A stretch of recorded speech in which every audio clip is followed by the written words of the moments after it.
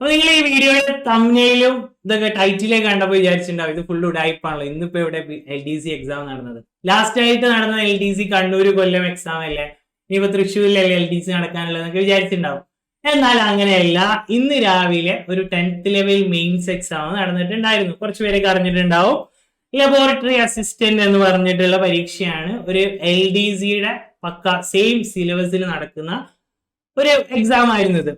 അപ്പൊ ഇതിലെ മാത്സ് ചോദ്യങ്ങളായിരിക്കും നമ്മൾ നോക്കാൻ പോകുന്നത്. എന്താണ് അത് നല്ല അത്യാവശ്യം നല്ല റേഞ്ചിലുള്ള SCRT ചോദ്യങ്ങൾ ഉൾപ്പെടുത്തിയിട്ട് നമ്മുടെ കണ്ണൂർ കൊല്ലം പരീക്ഷയിൽ നടന്ന ആ ഒരു റേഞ്ചിൽ തന്നെ വന്ന അത്യാവശ്യം നല്ല ക്വസ്റ്റ്യൻസ് ഉള്ള ഒരു പരീക്ഷയായിരുന്നു. ലബോറട്ടറി അറ്റൻഡർ ഡ്രഗ്സ് കൺട്രോളർ ഇന്ന് രാവിലെ 22/8/2024 രാവിലെ നടന്ന പരീക്ഷയാണ്. അപ്പൊ ഇതിലെ 10 മാത്സ് ചോദ്യങ്ങൾ നമുക്ക് ഓരോന്നായിട്ട് വളരെ ഡീറ്റെയിൽ ആയിട്ട് തന്നെ സോൾവ് ചെയ്യാം. ഈ ഒരു സോൾവിംഗ് വീഡിയോയിലേക്ക് നിങ്ങൾക്ക് എല്ലാവർക്കും സ്വാഗതം. എന്റെ പേര് ഇസ്മായിൽ കാലടി. നമുക്ക് ഇതിലെ ആദ്യത്തെ ചോദ്യം നോക്കാം.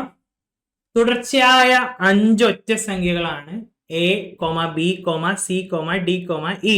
താഴെ തന്നിരിക്കുന്നവയിൽ ഏതായിരിക്കും ഇവയുടെ ശരാശരി? അതാണ് ചോദ്യം. നമ്മള് തുടർച്ചയായ ഒറ്റ സംഖ്യകള്, തുടർച്ചയായ ഇരട്ട സംഖ്യകള്, തുടർച്ചയായ എണ്ണൽ സംഖ്യകള്, ഇവരുടെയൊക്കെ ശരാശരി കാണുമ്പോൾ ചില പ്രത്യേകതകൾ പഠിച്ചിട്ടുണ്ട്. എന്താണത്?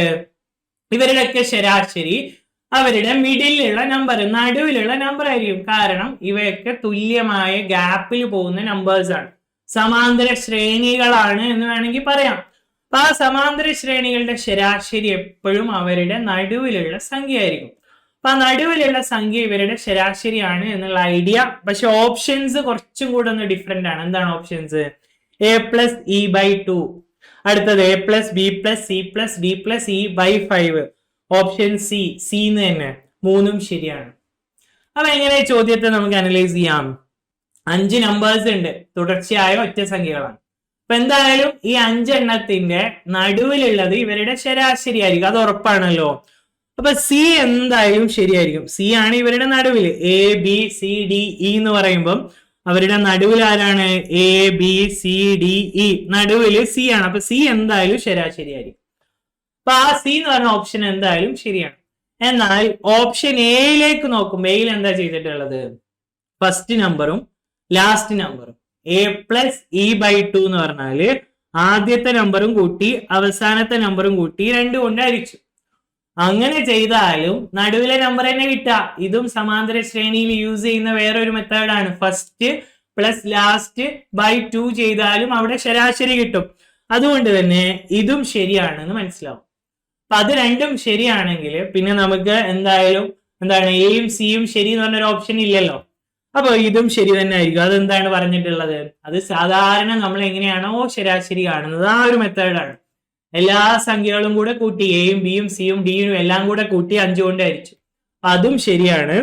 അപ്പൊ ആദ്യത്തെ ഓപ്ഷൻ കറക്റ്റ് ആണ്, രണ്ടാമത്തേതും കറക്റ്റ് ആണ്, മൂന്നാമത്തേതും കറക്റ്റ് ആണ്. അപ്പൊ ഇതെല്ലാം കൂടെ വരുന്ന ഒരു ഓപ്ഷൻ ആയിരിക്കും ഉത്തരം. അങ്ങനെ പറഞ്ഞാൽ ഏതാ ഉത്തരം? ഡി, മൂന്നും ശരിയാണ്. അപ്പൊ ഈ ചോദ്യത്തിൽ നിന്ന് നമ്മൾ ഓർത്തിരിക്കേണ്ട പോയിന്റ്സ്: ഒരു സമാന്തര ശ്രേണി, അതായത് ഒരു തുല്യമായ വ്യത്യാസത്തിൽ പോകുന്ന സംഖ്യകളുടെ ശരാശരി അവരുടെ നടുവിലെ പദമായിരിക്കും ഒരു വഴി. രണ്ടാമത്തെ വഴി ഫസ്റ്റ് പ്ലസ് ലാസ്റ്റ്, ആദ്യത്തെ നമ്പർ പ്ലസ് അവസാനത്തെ നമ്പർ ബൈ 2 ചെയ്താലും ആ സിറ്റുവേഷൻസിൽ നമുക്ക് ശരാശരി കിട്ടും. അതാണ് ഓപ്ഷൻ എയിലുള്ളത്. പിന്നെ സാധാരണ തുക കാണുന്ന പോലെ എല്ലാം കൂടെ കൂട്ടി എത്ര നമ്പർ ഉണ്ടോ അതുകൊണ്ട് ഡിവൈഡ് ചെയ്തു. 5 നമ്പർ ഉണ്ടോ 5 കൊണ്ട് ഡിവൈഡ് ചെയ്തു, അതും ഓക്കെയാണ്. അപ്പൊ ഇതിന്റെ ഉത്തരം ഓപ്ഷൻ ഡി ആയിരിക്കും കറക്റ്റ് ആൻസർ വരുന്നത്. രണ്ടാമത്തെ ചോദ്യത്തിലേക്ക് പോവാം. ഇപ്പൊ രണ്ടാമത്തെ ചോദ്യം: 250 മീറ്റർ 320 മീറ്റർ നീളമുള്ള എതിർദിശയിൽ സഞ്ചരിക്കുന്ന 2 തീവണ്ടികളുടെ വേഗത മണിക്കൂറിൽ 60, 50 എന്നീ ക്രമത്തിലാണ്. രണ്ടും പരസ്പരം കടന്നു പോകാൻ എത്ര സമയം വേണ്ടി വരും എന്നാണ് ചോദ്യം. ഒരു ട്രെയിൻ ഉണ്ട്, ഒരു ട്രെയിൻ, അതുപോലെ വേറൊരു ട്രെയിൻ. ഈ 2 ട്രെയിനിന്റെയും നീളം തന്നിട്ടുണ്ട്, അവരുടെ ദിശയും തന്നിട്ടുണ്ട്. ഇവരുടെ നീളം, ഈ ട്രെയിനിന്റെ നീളം 250 ആണ്, ഈ ട്രെയിനിന്റെ നീളം 320 ആണ്. രണ്ടും എതിർദിശയിലാണ്. അതായത് ഒരു ട്രെയിൻ ഇവിടുന്ന് ഇങ്ങോട്ടും മറ്റേ ട്രെയിൻ അവിടുന്ന് അങ്ങോട്ടുമാണ് സഞ്ചരിക്കുന്നത്. അപ്പൊ രണ്ട് വാഹനങ്ങളുള്ള ഒരു ചോദ്യത്തില് അവരുടെ ദിശ തന്നിട്ടുണ്ടെങ്കിൽ അത് യൂസ് ചെയ്തിട്ട് നമുക്ക് അവരുടെ റിലേറ്റീവ് സ്പീഡ് അല്ലെങ്കിൽ ആപേക്ഷിക വേഗം കണ്ടെത്താൻ പറ്റും. ഇവർ എതിർദിശയിലാണ് സഞ്ചരിക്കുന്നത്. ഒരാൾ 60 വേഗതയിലും മറ്റേ ആൾ 50 വേഗതയിലും. അപ്പൊ ഈ രണ്ട് ട്രെയിനിന്റെയും കൂടെ റിലേറ്റീവ് സ്പീഡ് അല്ലെങ്കിൽ ആപേക്ഷിക വേഗം ഇവരുടെ തുകയായിരിക്കും. ഈ രണ്ട് വേഗതകളുടെ സം ആയിരിക്കും. 60 + 50 ആയിരിക്കും ഇവരുടെ റിലേറ്റീവ് സ്പീഡ്. അത്രയും km/h ആണ്. പിന്നെ ദൂരം എന്ന് പറഞ്ഞാൽ രണ്ട് ദൂരം കൂടെ കൂട്ടണം. ഒരു ട്രെയിന് മറ്റൊരു ട്രെയിനിനെ കടന്നു പോകുന്നു, അല്ലെങ്കിൽ ഒരു ട്രെയിൻ ഒരു പാലം കടന്നു പോകുന്നു, അല്ലെങ്കിൽ ഒരു ട്രെയിൻ ഒരു പ്ലാറ്റ്ഫോം കടന്നു പോകുന്നു. ഇങ്ങനെയൊക്കെയുള്ള സിറ്റുവേഷൻസിൽ ഈ രണ്ട് ദൂരം കൂടെ കൂട്ടണം. അപ്പൊ ഇവിടെ ദൂരം എത്രയെന്ന് ചോദിച്ചാൽ, ഡിസ്റ്റൻസ് എത്രയെന്ന് ചോദിച്ചാൽ 250 + 320. ഇത് പക്ഷെ മീറ്ററിലാണ്, 570 മീറ്റർ എന്നും കിട്ടും. അപ്പൊ ഈ 570 മീറ്ററിന് നമ്മൾ 110 വേഗത കൊണ്ട് ഡിവൈഡ് ചെയ്യണം. ഡിവൈഡ് ചെയ്യുന്നതിന് മുന്നേ ആ km/hലുള്ള വേഗതയെ m/s മാറ്റണം. കാരണം യൂണിറ്റുകൾ തുല്യമായാലാണ് നമുക്ക് എന്ത് ചെയ്യാൻ പറ്റുള്ളൂ, ഇവിടെ സമയം കണ്ടെത്താൻ പറ്റുള്ളൂ. ഒന്ന് കിലോമീറ്ററിലും ഒന്ന് മീറ്ററിലും വെക്കാൻ പറ്റൂല, രണ്ടും ഒരേ യൂണിറ്റിലേക്ക് മാറ്റണം. അപ്പൊ ഈ 110നെ ഞാൻ m/s മാറ്റി. 110 × 5/18 m/s മാറ്റാൻ എന്ത് ചെയ്തു, 5/18 കൊണ്ട് ഗുണിച്ചു. ഇതൊന്നും കൂടെ വെട്ടി ചെറുതാക്കി. ഇതിനെ 2 കൊണ്ട് വെട്ടി 55 ആയി. ഇതിനെ 2 കൊണ്ട് വെട്ടി 9 ആയി. 55 × 5 275/9. അപ്പോ നമുക്ക് എന്ത് കിട്ടി, വേഗത കിട്ടി, ഇവിടെ സമയവും കിട്ടി. ദൂരവും കിട്ടി. അപ്പൊ സമയം കാണാൻ ടൈം t = എന്തായിരിക്കും, ദൂരം ബൈ വേഗത. ദൂരം 570, വേഗത 275/9 എന്ന് വരും. സ്വാഭാവികമായിട്ട് ഈ 9 എന്താവും, ഈ 9 മേലോട്ട് പോവും. ഇത് ഇവിടെ താഴെ ഉണ്ടാവും, 275 ഇവിടെ താഴെ ഉണ്ടാവും. ഈ ഒരു രീതിയിലാണ് നിൽക്കുന്നത്. അപ്പൊ ഇതിനെ നമുക്ക് എന്ത് ചെയ്യാൻ പറ്റും, മാക്സിമം സിംപ്ലിഫൈ ചെയ്ത് കഴിഞ്ഞാലും ഇവിടെ കറക്റ്റ് ആയിട്ട് ഡിവൈഡ് ചെയ്ത് പോകുന്ന ഒരു നമ്പർ അല്ല. എന്നാലും ഇതിനെ സിംപ്ലിഫൈ ചെയ്യുക. ഇതിനെ 5 കൊണ്ട് വെട്ടുക. 27 5 തവണ, ബാക്കി 2 ഉണ്ട്, 55 എന്ന് വരും. പിന്നെ ഇതിന് 5 കൊണ്ട് ഡിവൈഡ് ചെയ്യുമ്പോൾ 1, പിന്നെ 7 2 തവണ, പിന്നെ എത്ര ഉണ്ട്, 7 2 ബാക്കി 2 ഉണ്ട്. അപ്പൊ 124 എന്ന് വരും. ഇപ്പൊ 124 × 9 ഡിവൈഡഡ് ബൈ 55 എന്നുള്ള രീതിയിലേക്ക് എത്തും. 570നെ നമ്മൾ 5 കൊണ്ട് ഡിവൈഡ് ചെയ്യുമ്പോൾ 1 തവണ പോയി. പിന്നെ 7 ആണ്, 7 1 തവണ, ബാക്കി 2 ആണ്, 2 20 4 തവണ, 114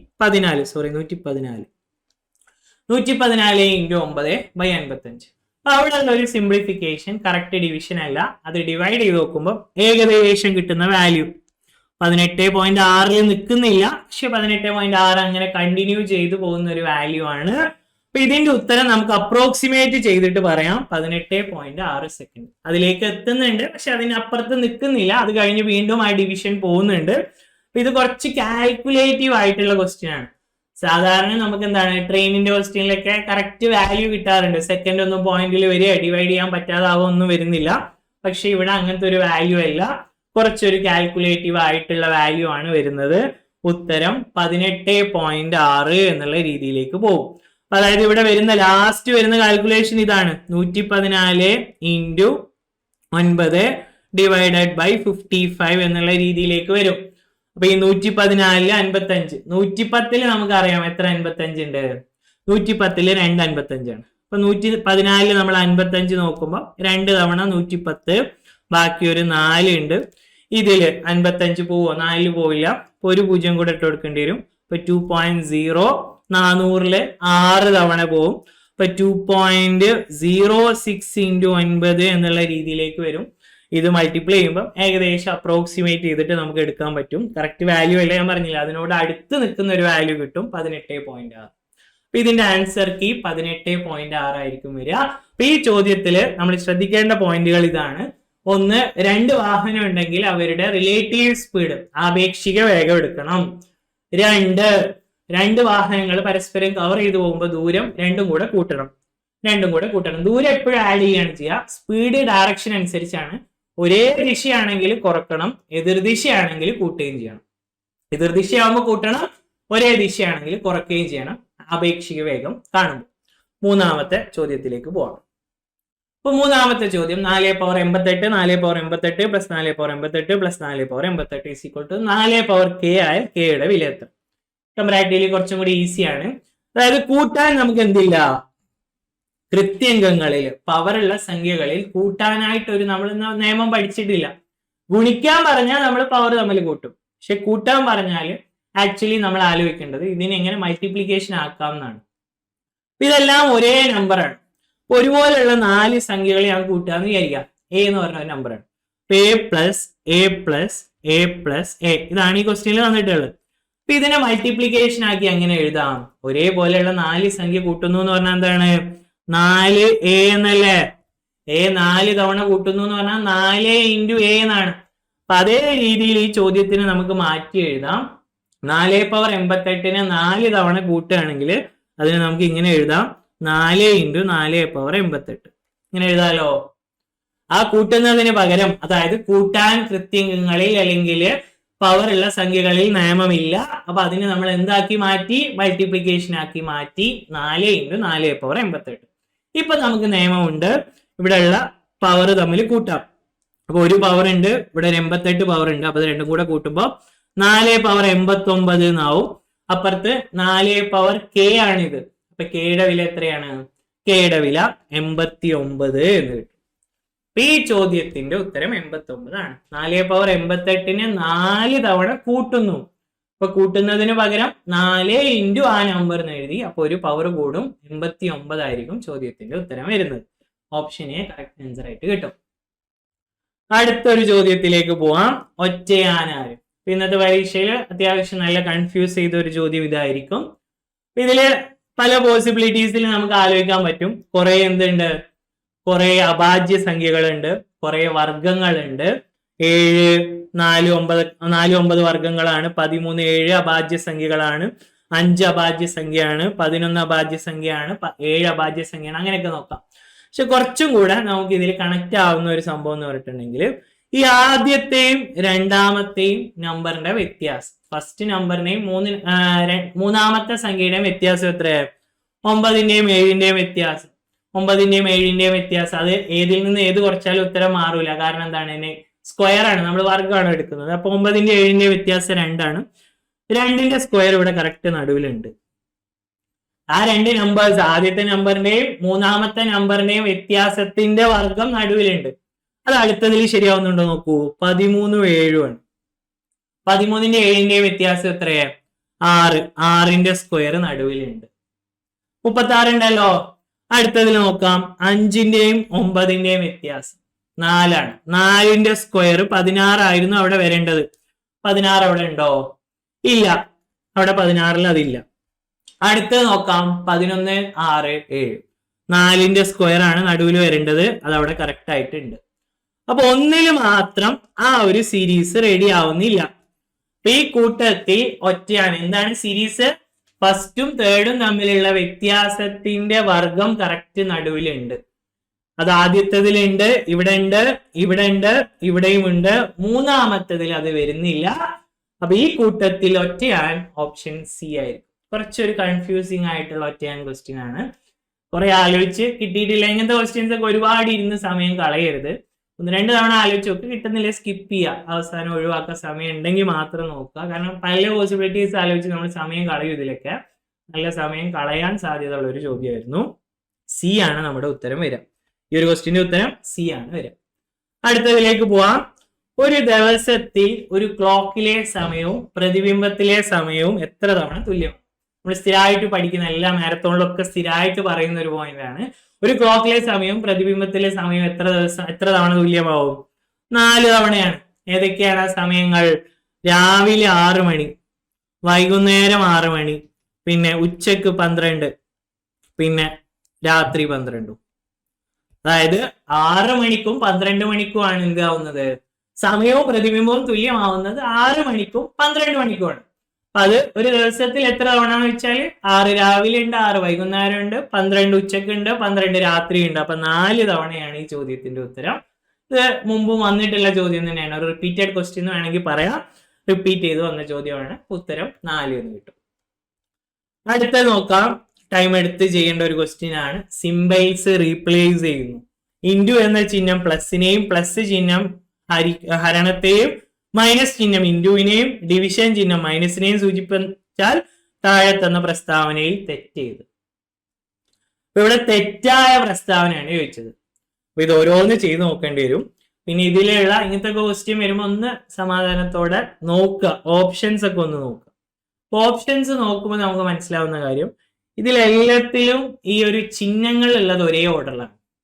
ചിഹ്നങ്ങൾ എല്ലാത്തിലും ഒരേ ഓർഡറിലാണല്ലോ. ഇൻറ്റു കഴിഞ്ഞ് മൈനസ് വന്നു, പ്ലസ് വന്നു, ഡിവിഷൻ വന്നു. അത് എല്ലാത്തിലും ഒരുപോലെയാണ്. അപ്പൊ എല്ലാത്തിലും നമ്മൾ റീപ്ലേസ് ചെയ്യുന്നത് ഒരുപോലെ ആയിരിക്കും. എല്ലാ ഓപ്ഷനിലും നമ്മൾ സിമ്പലിനെ പകരം ഇട്ട് കൊടുക്കുന്നത് ഒരേ ഓർഡറിലായിരിക്കും. ഒന്നിൽ ഇട്ട് കൊടുത്താൽ അത് നോക്കി ബാക്കിയുള്ളതൊക്കെ അതേപോലെ ഇട്ട് കൊടുക്കാം. അതാണ് ഇതിൽ ചെയ്യാവുന്ന സമയം സേവ് ചെയ്യാൻ പറ്റുന്ന ഏക കാര്യം. അപ്പൊ അങ്ങനെ നോക്കാം നമുക്ക്. ആദ്യത്തേതില് 6 ഇൻറ്റുവിന് പകരം നമ്മൾ പ്ലസ് ആണ്. പിന്നെ 4 മൈനസിന് പകരം എന്താണ്? മൈനസിന് പകരം മൾട്ടിപ്ലിക്കേഷൻ ആണ്. 5 പ്ലസിന് പകരം ഡിവിഷൻ ആണ്. അപ്പൊ താഴെ എഴുതിയാൽ മതി. അത് 5 ഹരിക്കണം 2 എന്ന് എഴുതുന്നതിനേക്കാളും നമുക്ക് എളുപ്പത്തിൽ വെട്ടിപ്പോകാൻ ഇവിടെ നല്ലത് ബൈ 2 എന്ന് എഴുതുന്നത്. അപ്പൊ അങ്ങനെ എഴുതി. പിന്നെ ഡിവിഷന് പകരം മൈനസ്. ഇതാണ് ആദ്യത്തെ സ്റ്റേറ്റ്മെന്റ്. അപ്പൊ ഇനിയുള്ള സ്റ്റേറ്റ്മെന്റുകളൊക്കെ ഇതേ ഓർഡറിലായിരിക്കും. നമ്പർ മാത്രമേ മാറുന്നുള്ളൂ. സിമ്പൽ ഇട്ട് കൊടുക്കുന്നത് ഇതേ ഓർഡറിലായിരിക്കും എല്ലാത്തിലും. ആ ഒരു കാര്യം ഓർമ്മയിൽ വെക്കാം. നമുക്കൊന്ന് സിംപ്ലിഫൈ ചെയ്യാലോ. ഇവിടെ 4ഉം 2ഉം വെട്ടിയാൽ ഇവിടെ 2 ആയി. 5/2 ഹരണം പറ്റൂല കേട്ടോ. അതുകൊണ്ട് നമുക്ക് അവിടെ ഉള്ള മേലെ ഉള്ളത് കൊണ്ട് വെട്ടാം, ഒരു പ്രശ്നവും അതിൽ. ആ 5/2 തന്നെ എഴുതി. അവിടെ ഉള്ള 4 ഇവിടെ ഉള്ളതും വെട്ടി. 6 + 10 ആദ്യത്തേതില് 6 + 10 - 1 15. ഇത് ശരിയാണ്. നമ്മളോട് എന്താ ചോദിച്ചത്? തെറ്റായ പ്രസ്താവന ഏത് എന്നാണ് ചോദിച്ചത്. അപ്പൊ ഇവിടെ നമ്മൾ എങ്ങനെ സിമ്പൽ ഇട്ടോ അതേപോലെ തന്നെ അടുത്തതിലും വരിക. നമ്പർ മാത്രം ശ്രദ്ധിച്ചാൽ മതി. 4 × 5/2 - 1 എന്ന് വരും. അപ്പൊ ഇവിടെ ചെയ്ത പോലെ തന്നെ ഇത് രണ്ടും വെട്ടി. അപ്പൊ ഈ ക്വസ്റ്റ്യനിൽ നമുക്ക് 5 + 10 - 1 14 എന്ന് കിട്ടുന്നുണ്ട്. ഇതും ശരിയായ പ്രസ്താവനയാണ്. ചോദിച്ചത് എന്താണ്? തെറ്റായ പ്രസ്താവന ഏത് എന്നാണ് ചോദിച്ചിട്ടുള്ളത്. രണ്ടാമത്തേതും ശരിയാണ്. ഇനി മൂന്നാമത്തേതിൽ ഇതുപോലെ സിമ്പൽ മാറ്റിയിട്ട് കൊടുക്കുമ്പോൾ 6 + 4 × 5/2 - 2 എന്ന് വരും. ഇത് രണ്ടും വെട്ടി. 6ഉം 16 16 2 കുറച്ചു 14. ഇതും ശരിയാണ്. അപ്പൊ ആദ്യത്തെ 3 ശരിയാണെങ്കിൽ പിന്നെ നമുക്ക് ഉറപ്പിച്ച് പറയാം ഇതിലെ തെറ്റായ പ്രസ്താവന ഓപ്ഷൻ ഡി ആണ്. കാരണം 3 ശരിയാണ്. 3 ശരിയാണ്, 4 തെറ്റാണല്ലേ. PSCക്ക് ക്വസ്റ്റ്യന്റെ ആൻസർ കീ തെറ്റിന്ന് ഉറപ്പിക്കാം. അപ്പൊ നമ്മള് പരീക്ഷക്കാണെങ്കിൽ അത് പിന്നെ ചെയ്യാൻ നിൽക്കണ്ട. എന്ത് ചെയ്യുക? അത് മാർക്ക് ചെയ്യുക, OMR മാർക്ക് ചെയ്യുക. അടുത്ത ചോദ്യത്തിലേക്ക് പോവാം. ഇത് ജസ്റ്റ് വേണമെങ്കിൽ ഒന്ന് നിങ്ങൾക്ക് കാണിക്കാൻ വേണ്ടി ചെയ്തു തരാം. 6 + 4 × 5/2 - 3 എന്ന് വരും. അപ്പൊ ഇവിടെ എത്രയായി? 6 + 10 - 3. 16ൽ നിന്ന് 3 കുറച്ചു 13 ആണ്. അവിടെ 12 ആണ് എഴുതിയിട്ടുള്ളത്. അപ്പൊ തെറ്റായ പ്രസ്താവനയാണ്. അപ്പൊ ആ സിമ്പിൾസ് റീപ്ലേസ് ചെയ്യുന്ന ക്വസ്റ്റ്യൻസില് അവരുടെ ഓർഡർ കൃത്യമായി നോക്കാം. ക്വസ്റ്റ്യൻ ശരിക്കും എന്ത് ചെയ്യാ? കാണുമ്പോൾ ഇത് വലിയ ടൈം കൺസ്യൂമിങ് ക്വസ്റ്റ്യൻ ആയിട്ട് തോന്നും. അങ്ങനത്തെ ക്വസ്റ്റ്യനിലും എന്തെങ്കിലും ഒരു ഇതുണ്ടാവും. അത് നമ്മൾ എന്ത് ചെയ്യുക? വെയിറ്റ് ചെയ്യുക. ഒന്ന് വെയിറ്റ് ചെയ്തിട്ട് ഓപ്ഷൻ ഒന്ന് കറക്റ്റ് ആയിട്ട് നോക്കുക. ഓപ്ഷൻ നോക്കുമ്പോൾ മനസ്സിലാവും എല്ലാത്തിലും ചിഹ്നങ്ങൾ മാറ്റുന്നത് ഒരേ ഓർഡറിലാണ്. അപ്പൊ എല്ലാത്തിലും ഒരേപോലെ ചെയ്താൽ മതി. എന്ത് ചെയ്താൽ മതി? ഒന്ന് എഴുതി അതേപോലെ അടുത്തത് എഴുതിയാൽ മതി. പിന്നെ നമ്മൾ ഇങ്ങനെ സിമ്പിൾ റീപ്ലേസ് ചെയ്യാൻ നിൽക്കണ്ട. ഒന്ന് എഴുതി അതേ ഓർഡറിൽ അടുത്ത് എഴുതാൻ, നമ്പർ മാത്രം മാറ്റി കൊടുത്താൽ മതി. അതിൽ തന്നെ 1-2 നമ്പർ മാറുന്നുള്ളൂ, ചെറിയ മാറ്റങ്ങളേ ഉള്ളൂ. അപ്പൊ അത് ശ്രദ്ധിച്ച് ചെയ്യാം. ഇതിലെ തെറ്റായ പ്രസ്താവന ഓപ്ഷൻ ഡി ആയിരിക്കും ചോദ്യത്തിന്റെ കറക്റ്റ് ആൻസർ ആയിട്ട് വരുന്നത്. അടുത്ത ചോദ്യത്തിലേക്ക് പോവാലോ. അടുത്ത ചോദ്യം 2n - 2n - 2 96 ആയാൽ n-ന്റെ വില എത്ര? നമ്മള് ഒരു വലിയ പവർ, n എന്ന് പറഞ്ഞാൽ കുറച്ച് വലിയ പവറാണ്. n - 2 അതിനേക്കാളും കുറച്ച് കുറവാണ്. ഇപ്പൊ n ഒരു 10 ആണെങ്കിൽ n - 2 എത്രയായിരിക്കും? 8 ആയിരിക്കും. n ഒരു 8 ആണെങ്കിൽ n - 2 2 കുറവ് 6 ആയിരിക്കും. ആ രീതിയിലാണ് നിൽക്കുന്നത്. പിന്നെ സംഖ്യകൾ എത്രയാണ്? സംഖ്യകൾ 2ന്റെ പവറാണ്. അപ്പൊ നമ്മൾ കൃത്യംഗങ്ങൾ എക്സ്പോണൻസ് പഠിക്കുമ്പോൾ 2ന്റെ പവർ എപ്പോഴും നമ്മൾ കുറച്ചധികം പഠിച്ചു വെക്കണം. കാരണം 2ന്റെ പവർ എപ്പോഴും ചോദ്യം വരുന്നതാണ്. ഈ ക്വസ്റ്റ്യനിൽ കുറച്ചും കൂടെ നല്ലത് വാല്യൂസ് ഇട്ട് കൊടുക്കുന്നതാണ്. നല്ലത്. അപ്പൊ അതിനാദ്യം 2ന്റെ പവേഴ്സ് എഴുതി നോക്കാം. നമുക്ക് അറിയുന്ന പവർ 2/3 വരെയൊക്കെ എല്ലാവർക്കും അറിയും. അതിന് മേലോട്ടുള്ള പവേഴ്സ് എഴുതി നോക്കുക. 16, അടുത്ത പവർ 16, വീണ്ടും 2 ഗുണിച്ചാൽ 32, വീണ്ടും 2 ഗുണിച്ചാൽ 64, വീണ്ടും 2 ഗുണിച്ചാൽ 128 ആവും. വീണ്ടും 2ലേക്ക് 8ാമത്തെ പവർ എഴുതിയാൽ 286. അതിലേക്ക് പോവേണ്ട ആവശ്യമില്ല. കാരണം ഇവിടെ നമുക്ക് വ്യത്യാസം 96 ഉള്ളൂ. അപ്പൊ 96-നെക്കാളും കുറച്ച് മേലുള്ള ഒരു നമ്പറേ വരുള്ളൂ. ഒരുപാട് മേലോട്ട് പോകില്ല. 96 തൊട്ട് കുറച്ച് മേലുള്ള ഒരു നമ്പറേ വരുള്ളൂ. എന്നാലേ വ്യത്യാസം 96 ഇട്ടുള്ളൂ. നമ്മളൊരു കോമൺ ലോജിക്ക് ആലോചിച്ച് നോക്കുക. 96 കുറച്ച് മേലുള്ള നമ്പർ ഒരു വ്യത്യാസം എടുത്താലാണ് 96 എത്തുക. ആ രീതിയിൽ നമുക്ക് ഇവിടെ തോന്നാവുന്ന ഒരു സാധ്യത 7 സാധ്യത ഉണ്ട്. 128 തൊട്ട് മേലെയുള്ള പവർ. 96 തൊട്ട് മേലെയുള്ള പവർ 128. അപ്പൊ 128 n7 ആയിട്ട് എടുക്കാം.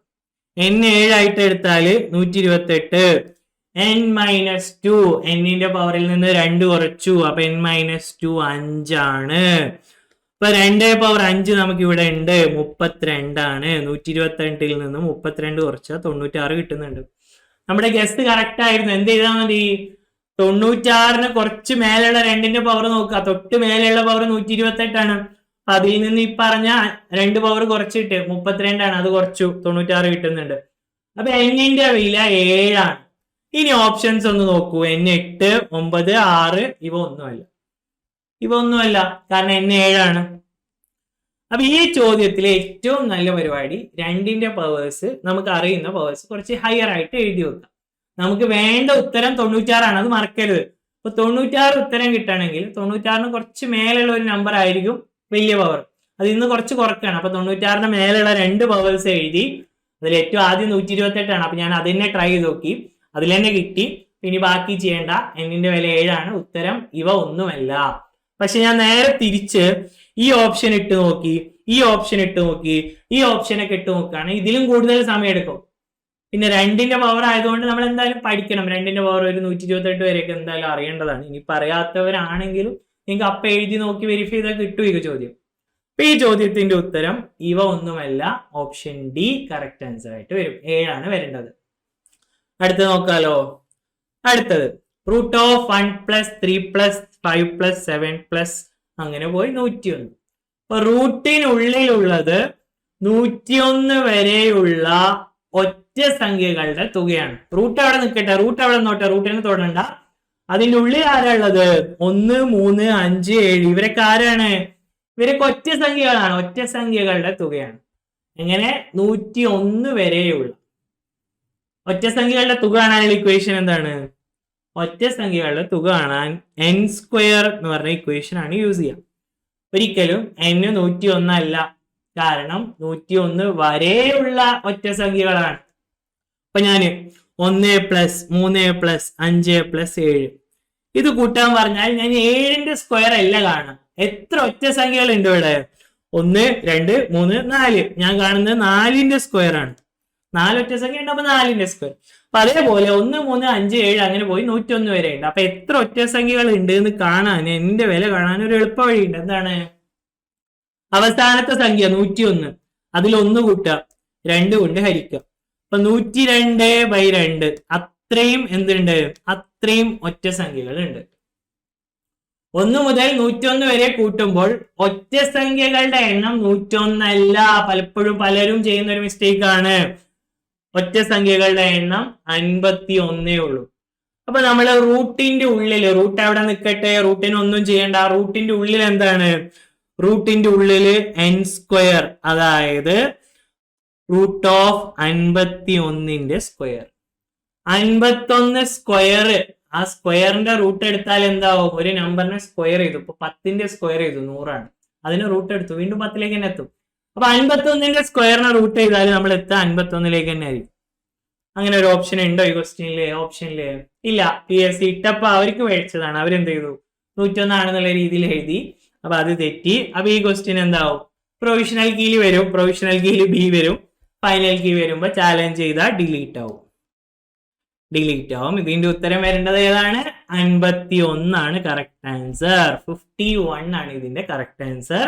കാരണം 101 വരെയുള്ള ഒറ്റ സംഖ്യകളാണ്. 101 ഒറ്റ സംഖ്യ എന്നല്ല പറഞ്ഞത്. 1 3 5 7 എന്ന് പറഞ്ഞാൽ 101 വരെയുള്ള ഒറ്റ സംഖ്യകളാണ്. ഇത് എണ്ണയൊക്കെ 51 തന്നെ ഉള്ളൂ. അപ്പൊ അതിന്റെ ഉള്ളിൽ 51ന്റെ സ്ക്വയർ, 51ന്റെ സ്ക്വയറിന്റെ റൂട്ട് 51 ആണ് ഉത്തരം. 51 ഓപ്ഷനിലില്ല. വിച്ച് മീൻസ് ഈ ക്വസ്റ്റ്യൻ ക്യാൻസൽ ആവും. പ്രൊവിഷണൽ വരുമോ നോക്കണ്ട, പ്രൊവിഷണൽ കീ വരും. വരുന്നത് BU ആയിരിക്കും. കാരണം അവരെ കാൽക്കുലേഷൻ മിസ്റ്റേക്ക് ആണ്. ഫൈനൽ കീ വരുമ്പോൾ ഡിലീറ്റ് ആയി പോകും. അടുത്തതിലേക്ക് പോവാം. താഴെ തന്നിരിക്കുന്ന പ്രസ്താവനയിൽ ശരിയേത്? പ്രസ്താവനകളെ തിയറി ക്വസ്റ്റ്യൻ ആണ്. 1 മുതൽ 100 വരെ ആകെ 26 അഭാജ്യ സംഖ്യകൾ ഉണ്ട്. തെറ്റാണല്ലോ. എല്ലാവരും പഠിച്ചതായിരിക്കും. 1 മുതൽ 100 വരെ എത്ര എണ്ണം ഉണ്ട്? 25 എണ്ണാണ് ഉള്ളത്. രണ്ടാമത്തെ പ്രസ്താവന ശരിയാണ്. അഭാജ്യ സംഖ്യകളിൽ ഒരു ഇരട്ട സംഖ്യ പോലും ഇല്ല. തെറ്റാണ്. അഭാജ്യ സംഖ്യകളിൽ ഒരു ഇരട്ട സംഖ്യ ഉണ്ട്. അത് ആരാണ്? 2 ആണ്. കാരണം അഭാജ്യ സംഖ്യ തുടങ്ങുന്നത് 2ൽ നിന്നാണ്. പ്രൈം നമ്പേഴ്സ് തുടങ്ങുന്നത് 2, 3, 5, 7, 11, 13, 17, 19, 23 ആ രീതിയിലാണ് പോകുന്നത്. അപ്പൊ തുടങ്ങുന്ന നമ്പർ 2 ആയതുകൊണ്ട് തന്നെ ഒരു അഭാജ്യ സംഖ്യ ഉണ്ട്. പിന്നെ അങ്ങോട്ട് ഉണ്ടാവില്ല. പിന്നെ അങ്ങോട്ട് ഇരട്ട സംഖ്യ ഒരിക്കലും കിട്ടൂല. 2ൽ മാത്രമേ കിട്ടുള്ളൂ. ഇതിൽ ശരിയായ പ്രസ്താവന 2, 4 ശരി. 2, 4 ശരി. രണ്ടാമത്തെ പ്രസ്താവനയും നാലാമത്തെ പ്രസ്താവനയും ശരിയാണ്. നമ്മുടെ ഉത്തരം സി എന്നാണ്. സി. ഓക്കെ, അടുത്ത ചോദ്യം, 10ാമത്തെ അവസാനത്തെ ചോദ്യം. 3, 9, 5 എന്ന ശ്രേണിയിലെ ആദ്യത്തെ 30 പദങ്ങളുടെ തുക അതിനടുത്ത 30 പദങ്ങളുടെ തുകയിൽ നിന്ന് കുറച്ചാൽ എത്ര കിട്ടും? ഇതും SCERT 10ാം ക്ലാസ്സിലെ ടെക്സ്റ്റിലൊക്കെ ഉള്ള ചോദ്യത്തിന്റെ മോഡലിലുള്ള ചോദ്യമാണ്. ഒരു AP ഇങ്ങനെ പോകുന്നുണ്ട്. ഒരു AP പോകുന്നത് എങ്ങനെയാണ്? 3, 9, 15 അങ്ങനെ പോയി 30 പദങ്ങൾ. 30 വരെ എന്നല്ല കേട്ടോ, 30 പദങ്ങൾ. അത് കൂട്ടുന്നു. ഇനി അടുത്ത 30 പദങ്ങളുടെ തുക കാണണം. അതിന് ആദ്യത്തെ 30 എണ്ണം കഴിഞ്ഞു, അടുത്ത 30. ഞാൻ ഇത് എക്സ്പ്ലെയിൻ ചെയ്യാൻ വേണ്ടി ഇങ്ങനെ പറയാണ്. ഇതിന്റെ ഷോർട്ട് കട്ട് ഇക്വേഷൻ ഒക്കെ ഉണ്ട്, അത് യൂസ് ചെയ്യുന്നവർക്ക് അത് യൂസ് ചെയ്യാം. കറക്റ്റ് മനസ്സിലാക്കിയാൽ ഇത് വളരെ എളുപ്പം ചോദ്യമാണ്. ആദ്യത്തെ 30 പദങ്ങളുടെ തുക അടുത്ത 30 പദങ്ങൾ തുടങ്ങുന്നത് എത്രാമത്തെ പദത്തിൽ നിന്നായിരിക്കും? ആലോചിച്ച് നോക്കൂ. 1 മുതൽ 30 വരെയുള്ള പദങ്ങൾ കൂട്ടി. അപ്പൊ അടുത്ത 30 പദങ്ങൾ തുടങ്ങുന്നത് 31ാമത്തെ പദത്തിൽ നിന്നായിരിക്കും. 31st ടേമിൽ നിന്നായിരിക്കും അത് തുടങ്ങാം. അപ്പൊ നമ്മൾ ആദ്യം എന്ത് ചെയ്യുക? 31ാമത്തെ പദം കണ്ടെത്തുക. ഈ APയുടെ 31ാമത്തെ പദം ആരാണെന്ന് കണ്ടെത്തുക. ഒരു APയുടെ 31ാമത്തെ പദം കണ്ടെത്താനുള്ള എളുപ്പവഴി എന്താണ്? ആദ്യത്തെ പദം A + 30D. ഇവിടെ A 3 ആണ്, പ്ലസ് 30 ഇൻറ്റു പൊതു വ്യത്യാസം D 6 ആണ്. 3, 9, 15 6 ആണ് പൊതു വ്യത്യാസം. 183 ആണ് 31ാമത്തെ പദം. അപ്പൊ ഇപ്പൊ 2 ശ്രേണികളും ആയല്ലോ. ആദ്യ ശ്രേണി പോകുന്നത് ഇങ്ങനെയാണ്, 3, 9, 15 ഇങ്ങനെ പോകുന്നത് 30 ആണ്. രണ്ടാമത്തെ ശ്രേണി തുടങ്ങുന്നത് 183ൽ നിന്നാണ്. അടുത്ത പദം 189 ആയിരിക്കും. അത് കഴിഞ്ഞ് 6 കൂട്ടി 195. ഇത് തുക കാണേണ്ട ആവശ്യമില്ല. ഫസ്റ്റ് കാര്യം, ഈ ക്വസ്റ്റ്യനിൽ ഒരിക്കലും തുക കാണേണ്ട ആവശ്യം വരുന്നില്ല. കാരണം നമ്മളോട് ആ തുകകൾ തമ്മിലുള്ള വ്യത്യാസമാണ് ചോദിച്ചത്. ആ ക്വസ്റ്റ്യന് ഒരു ഉദ്ദേശമുണ്ട്. അതെന്താണ്? ഒരു പദത്തിൽ എത്ര വ്യത്യാസം ഉണ്ട് നോക്കാം. അതായത് ഇവിടെ ഈ 183ഉം 3ഉം തമ്മിൽ ഒരു വ്യത്യാസം. അതേ വ്യത്യാസം തന്നെയാണ് ഇവിടെയും. അപ്പൊ അങ്ങനെയുള്ള എത്ര പദമുണ്ട്? 30 പദം ഇല്ലേ? അപ്പൊ ഒന്നിലെ വ്യത്യാസം, ആദ്യത്തെ പദത്തിലെ വ്യത്യാസം എടുക്കും. ഞാൻ ആദ്യത്തെ 30 പദം കൂട്ടിയാൽ ഒരു തുകയും അടുത്ത 30 കൂട്ടിയാൽ ഒരു തുകയുമാണ്. ഞാൻ 31ാമത്തെ പദം കണ്ടു, അത് 183 ആണ്. അവിടെ വ്യത്യാസം എത്ര? ഇതും തമ്മിലുള്ള വ്യത്യാസം 180 ആണ്. അപ്പൊ അങ്ങനെയുള്ള എത്ര വ്യത്യാസങ്ങൾ ഈ ക്വസ്റ്റ്യനിൽ വരും? ഇതിൽ ഓരോന്നിലും ആ വ്യത്യാസം ഇല്ലേ? അങ്ങനെ 30 എണ്ണം, ഇങ്ങനെ 30 എണ്ണം, ഒന്നില് 180, അങ്ങനെ 30 എണ്ണം ഉണ്ട്. അപ്പൊ 180 × 30 ചെയ്താൽ ഉത്തരമായി 18 × 3 54, 2 0, 5400. വീണ്ടും PSCക്ക് പ്രിന്റ് ചെയ്തപ്പോ 2 0 കൂടി പോയിട്ടുണ്ട്. കീ ഇത് വരും, ഇതും എന്താവും? ഇതും ഡിലീറ്റ് ആവും. കാരണം ഇതിന്റെ ഉത്തരം 5400 ആണ്. നിങ്ങൾ എങ്ങനെ ചെയ്താലും ഇതിന്റെ ഉത്തരം 5400 കിട്ടുള്ളൂ. PSC കീ ഇതായിരിക്കും വരിക. കാരണം അവർ പ്രിന്റ് ചെയ്തപ്പോ എല്ലാത്തിലും 2 0 കൂടി പോയതാണ്. പ്രിന്റിംഗ് മിസ്റ്റേക്ക് ആയിട്ട് കൂട്ടാം. അപ്പൊ 2 ക്വസ്റ്റ്യൻ ഇതിൽ ഫൈനൽ കീ വരുമ്പോൾ ഡിലീറ്റ് ആവും. ഈ ഒരു ചോദ്യവും ഡിലീറ്റ് ആവും. പിന്നെ നമ്മള് 101ന്റെ റൂട്ട് എടുക്കുന്ന ഒരു ചോദ്യം ഉണ്ടായിരുന്നല്ലോ, ഈ ചോദ്യവും ഡിലീറ്റ് ആവും. പിന്നെ ഈ ചോദ്യങ്ങളുടെ പ്രത്യേകത എന്ന് പറഞ്ഞിട്ടുണ്ടെങ്കിൽ അത്യാവശ്യം നല്ലൊരു സ്റ്റാൻഡേർഡ് 10th ലെവൽ പരീക്ഷയ്ക്ക് പഠിച്ചവർക്ക് മാത്രം എഴുതാൻ പറ്റുന്ന ചോദ്യങ്ങളാണ് മിക്കതും. വെറുതെ വന്ന് എന്താണ് കാഴ്ച കാണാൻ വരുന്നവർക്ക് സ്കോർ ചെയ്യാൻ പറ്റുന്ന മാത്സ് ചോദ്യങ്ങളല്ല. അങ്ങനത്തെ ചോദ്യങ്ങൾ വരട്ടെ, പഠിച്ചവർ സ്കോർ ചെയ്യട്ടെ. അപ്പൊ എല്ലാവർക്കും ഈ സോൾവിങ്ങിലുള്ള ഫുള്ള് ക്വസ്റ്റ്യൻസും എന്ത് ചെയ്യാം, സോൾവിങ് മനസ്സിലായി എന്ന് വിചാരിക്കുന്നു. ഈ ചോദ്യങ്ങൾ എന്ത് ചെയ്യുക, ഒറ്റക്കൊന്ന് പ്രാക്ടീസും ചെയ്യാം. 10 ചോദ്യങ്ങൾ ഉണ്ടായിരുന്നു, ഒരു 5 മാർക്ക് കിട്ടിയാൽ തന്നെ നല്ല മാർക്കായിരിക്കും ഇതില്. കാരണം ഒറ്റയാണ് കുറച്ച് കൺഫ്യൂസിങ് ആണ്. ആദ്യത്തെ തിയറി ക്വസ്റ്റ്യൻ ആണ്. അഭാജ്യ സംഖ്യകളുടെ ക്വസ്റ്റ്യൻ ഈസി ആയിരുന്നു. ട്രെയിനിന്റെ ക്വസ്റ്റ്യൻ നല്ല കാൽക്കുലേറ്റീവ് ആയിരുന്നു. ഉത്തരമുണ്ട്, പക്ഷെ കാൽക്കുലേറ്റീവ് ആയിരുന്നു. അപ്പൊ അങ്ങനെ ഇതിലെ 10 ചോദ്യങ്ങളും അത്യാവശ്യം നിലവാരം പുലർത്തിയ ഒരു പരീക്ഷയിലെ ചോദ്യങ്ങളായിരുന്നു. ഇന്ന് രാവിലെ നടന്ന ലബോറട്ടറി അസിസ്റ്റന്റ് എന്ന് പറഞ്ഞ പരീക്ഷയാണ്. LDC പരീക്ഷയുടെ സെയിം സിലബസിൽ നടക്കുന്ന പരീക്ഷയാണ്. ഇനി LDC പരീക്ഷയുള്ളവർ തീർച്ചയായും ഈ ചോദ്യങ്ങൾ ഫുൾ ആയിട്ട് പ്രാക്ടീസ് ചെയ്ത് നോക്കുക. വീണ്ടും ഒരു യൂട്യൂബ് സെഷനിലൂടെ നമുക്ക് വീണ്ടും കാണാം. Thank you.